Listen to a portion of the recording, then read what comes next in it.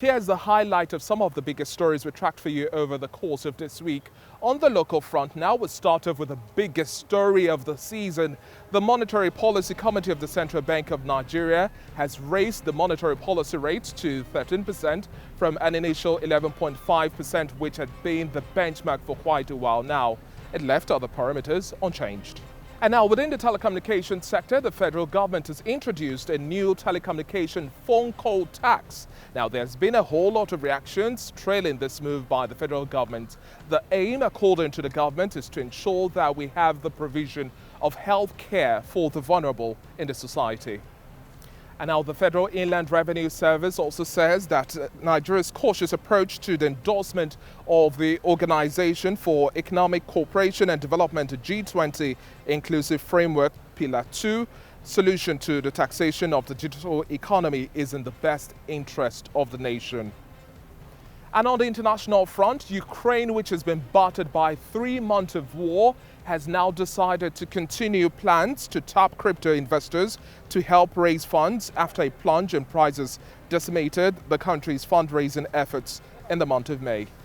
And now shifting focus to Germany now, the economy dodged a recession as in the first quarter we saw expectations also come to bear, looking at the economy bouncing despite the difficult economic conditions caused by the war in Ukraine and the pandemic.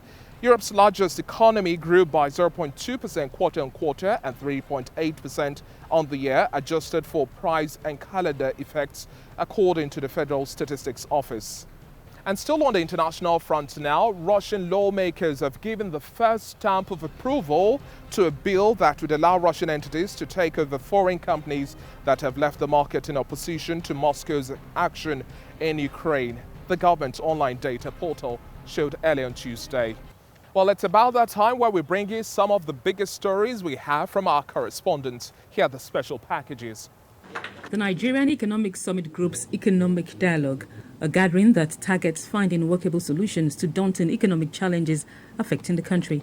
If we make the right choices this year and next year, the country will move decisively towards structural and institutional reforms, which will unlock our local content potential. First, how did we get here? The thrust of discussions are critical economic areas needing speedy attention. They include weak and non-inclusive economic growth, macroeconomic instability, infrastructure deficit, skills gap, as well as weak economic competitiveness. So to the extent that efforts can be put to diversify economic structures out of oil in the case of Nigeria to other domestic sectors that have comparative advantage, and here I go back to agriculture, I think that would increase the resilience of the Nigerian economy. Nigeria is classified as the poverty capital of the world. Youth unemployment is high. People have spoken about inequality, but enough emphasis is not placed on this so-called inclusive growth and inequality. The general consensus at the dialogue is that the country should expedite action in making the right choices that will vet short and long-term solutions to all of its economic setbacks. This also includes appropriate economic management efforts for better socio-economic outcomes. Our politicians need to be accountable, provide jobs, provide education, provide health care, and all the necessaries that makes life abundant. They promised, after all, the dividends of democracy. If we don't get the leadership right, persons with the courage, the capacity, and the ability to take the right decisions for the country, we will not get the economy right. If we don't get the economy right, issues of job creation, insecurity, safety, strength of institution will not be on the table. The 2023 general election is gradually approaching, and identifying key structural issues as well as ways of addressing them is seen by the Nigerian Economic Summit Group as critical to the country making the right choices. Now time to bring you the feature on the show today. We are looking at developmental agenda from the perspective of infrastructure development, the current deficit we have in Africa, and what are some of the efforts government is making to ensure that we have a correction of this narrative. But now looking at the bigger conversation, accommodation, we also have to tilt towards underground spaces and tunneling. Now, when you look at what some of the developments playing on the international front, this plays an integral role in the engineering of infrastructure development and solutions. Well, after this break, I would have a sit down with Abidemi Agwo. He is the Executive Council member of the International Association of Tunneling and Underground Spaces. Don't go anywhere. Thanks for still staying with us. It's now time to delve into the matter of the day as we look at underground space and tunneling and what are some of the missing elements here in Nigeria. How do we have fixes? There are no quick fixes really. And then in terms of futuristic thinking, especially for smart cities within the country along the West African front and then continental Africa, we just have to think big, think strategic. I have with me now Mr. Abidemi Agwo, who is also an Executive Council member of the International Tunneling and Underground Space Association. Thank you very much for joining me on the show today. It's an absolute pleasure to be joining you here at TVC. Now let's start off this conversation with what exactly is the missing link. Why don't we necessarily have underground space and tunneling play a major feature in terms of initiatives and infrastructure development plans and all of those? The conversation seems muted around this area. So I would like to look at it from three perspectives. So there is the perspective of the awareness, I would say, as it is not just in Nigeria, but in many developing countries in the global south, to be precise. There's a lack of awareness, as in a lot of the professionals conventionally would look at development of cities from a superstructure point of view. And so, yeah, the awareness isn't quite there. Education as well. People are not well educated as to the benefits and the wide scope of application for which underground space use can be integrated into cities. And I would also like to link that as well to the lack of knowledge in terms of the social, the economic and environmental dynamics of how this interacts with the city as a whole. And lastly, capacity. Of course, you would require quite a significant wide spectrum of capacity and enablement to be able to adopt and develop tunneling and underground space use. Okay, now let's talk about solving some of these challenges that we have. We know that Nigeria houses one of the fastest growing cities we have across continental Africa.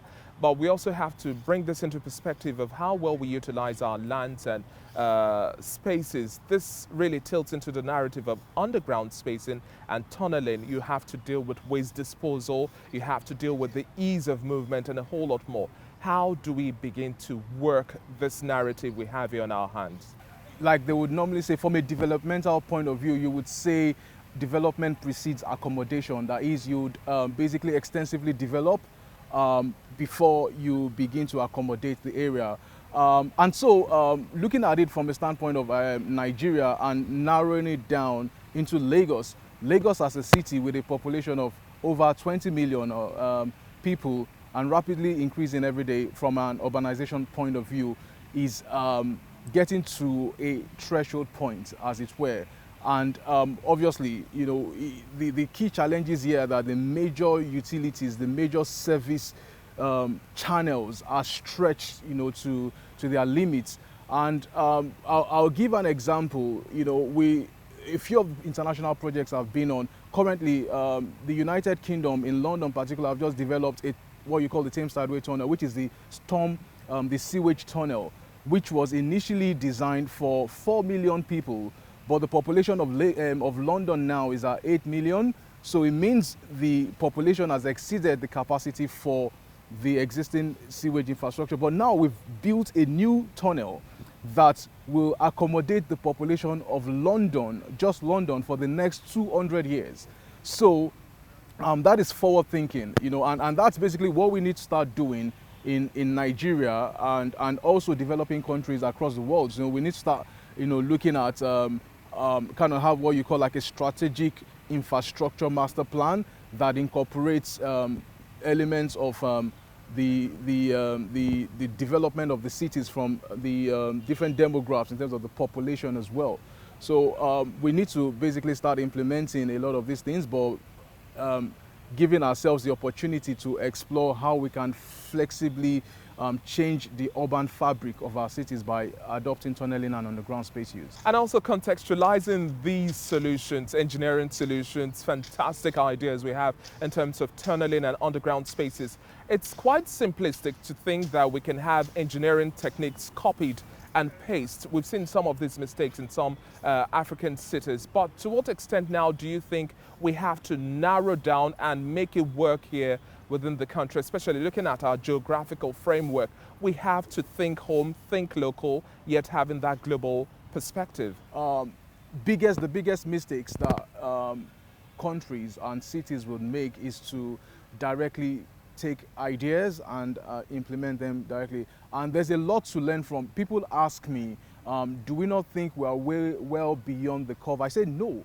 As a matter of fact, we have an advantage. The advantage we have now is the benefit of foresight. We can leverage on lesson learned from countries like China, India. So China had a rapid pace of development, but then there are a lot of lessons learned in that. India as well.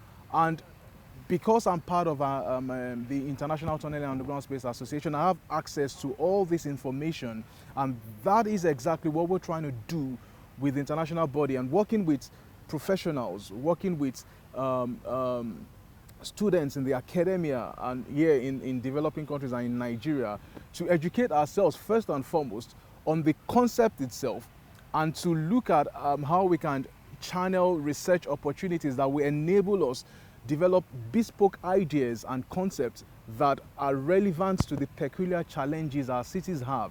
You know, the commonalities are floods, congestion, but then the solutions are local. So we think local, but with the adoption of international concepts. And it's all down to how much we're able to educate ourselves, how much we're able to build capacity, as well as how much we're able to also create this significant awareness that is required across board. And then we have this fantastic conversation around the new faces of cities across the country. You hear of the likes of the new Lagos, but the new Lagos is really also fraught with challenges of floods. The rains are here, beautiful, fabulous houses are going to be flooded. We also have prospects that by the year 2050, we are even going to see increased flooding and much more. To what extent do you think we can correct the narrative with the existing structures we have in this new facelifts in the cities that we have today across the country? Underground space is not as charismatic as the surface. You know, you look at the surface and you see the aesthetics, the beauty, you know, and everything. But then what we do is we need to, like you said, how do we create that narrative? All we need to do is just look out there at how these concepts have solved key problems. The perfect example for Lagos in terms of flood would be the smart tunnel in Malaysia. So Malaysia has a typical or a similar, in terms of environmental and also, you know, from in terms of from an economic point, it's a developing country as well as Nigeria does. And they had a major problem, a challenge of flooding in Kuala Lumpur. And that problem, the challenge was just not the environmental part of it, but was also the economic part of it, because they had a lot of congestion as well in the city, just as we have in Lagos. And what they've done is they've basically looked at a solution that addressed faceted challenges. So it addressed both the environmental, which is the flood, as well as the economic part, which is congestion. Because time, they say, is money.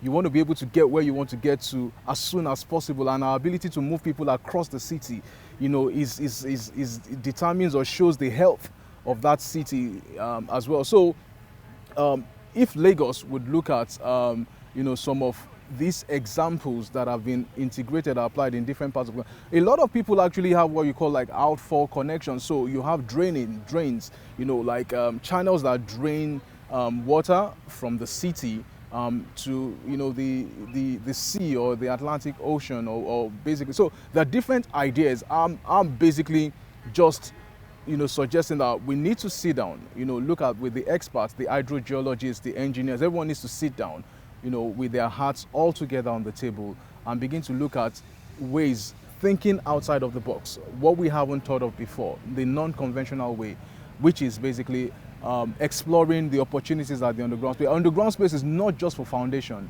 and it's not just for boreholes. There's a lot more to it. Okay, now we also have to think of the prospects ahead. This is a heavy political season. The 2023 general election is just by the corner, and so many political actors are already talking quite interesting. But we've not had any talk about infrastructure development from the perspective of tunneling and utilizing underground spaces. This is somewhat of a novelty for us here. To what extent do you think we have to table this as part of the agenda which we require from government, especially within the part of we deserve better? Our roads are bad, there's heavy congestion, there's difficulty in our waste disposal systems. We're not just ticking the right buttons when it comes to infrastructure development. And we cannot just think of infrastructure development as just the simplistic, the bridges and the roundabout to see across board. So infrastructure is the backbone of how a nation exists. It's like the skeleton, is the frame, and no serious government, would basically would exist without a framework or an agenda or a policy for infrastructure. And underground space use, for me, is a fundamental part of this, and that is basically a game changer in terms of what will take a city from just being a city to a mega city. The ability to flexibly, to be able to have that flexibility of mobility and infrastructure, to be able to meet the needs. And so looking at it, we basically need to start challenging ourselves. And one of the ways, that we've been able to, looking to do this, is also to create what you call like a kind of like a Think Deep initiative. And the Think Deep initiative is basically trying to get silos of a pool of ideas across cities, understanding the different problems, understanding the different challenges of the cities, and addressing those challenges by adopting underground space use. And we currently will be working with universities and working with students to be able to develop some of these ideas such that these ideas can form part of the infrastructure framework for government in the medium term. And that's basically what we're looking at, because what we lack is ideas and concepts that are relative to our problems and challenges in Nigeria. Once we have that, the politicians, the decision makers will be able to feed off that. The truth is, have we given them anything, to feed off? So we are basically working with universities. We're working, we've launched a Think Deep University campaign that would fill up that gap. But then the other thing is the decision makers, the politicians, would have to be audacious. They would have to be bold enough to say, this has worked in different parts of the world. We look at Abu Dhabi, we look at Singapore, we look at the United Kingdom. This can work for my people. And I would go all out to work with professionals in the country to see how this, can be developed as well. So that's, those are the different aspects and things we're looking at, and that the politicians can actually leverage on as a legacy, or something that they can basically attest to, that where they've basically brought on board an intervention that will be a game changer that can change the dynamics of the entire city. Okay, now wrapping up our conversation, just before I let you go now, let's look at infrastructure deficit from the perspective of insecurity. That's one of the biggest challenges Nigeria has to face today. We cannot wave any magic wand and think, or wear any rose-colored glass thinking we're not going to face insecurity. But with states that are still relatively safer, how much of an incorporation do you think we also need to incorporate security details to our infrastructure development within the perspective of underground spaces and tunneling? So, you're right. Just, all of these elements come into play, when you're planning. So, regions that are in seismic prone areas will develop infrastructure that are kind of like, that would be able to absorb, seismic activities. if there's a lot of insecurity, that would definitely need to come in as, you know, part of the decision making and elements of that. And those are the things we need to start looking at. You know, you're developing your private infrastructure.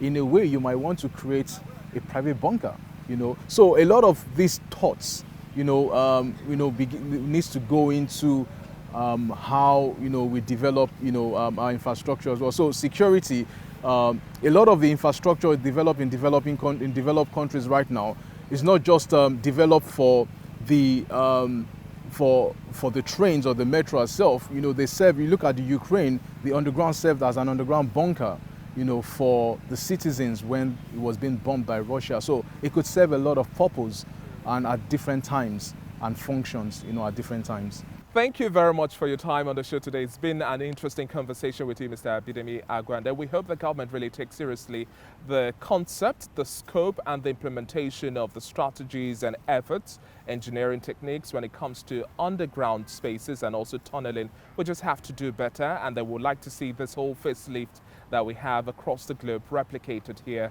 in the country. Thank you once again. Thank you very much for having me. It's my pleasure. And now, just before we go now, here graphic details of the company's income tax for the first quarter of this year as prepared by the National Bureau of Statistics.